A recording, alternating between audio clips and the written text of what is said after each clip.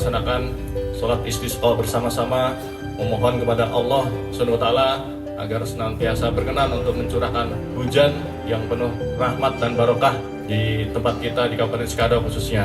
Semoga nanti dengan kitanya sungguh-sungguh melaksanakan Sholat Istisqo ini, doa kita dikabulkan oleh Allah, maka Allah curahkan hujan yang lebih banyak lagi, yang utamanya yang berkah dan dengan curahan rahmatnya Allah Ta'ala.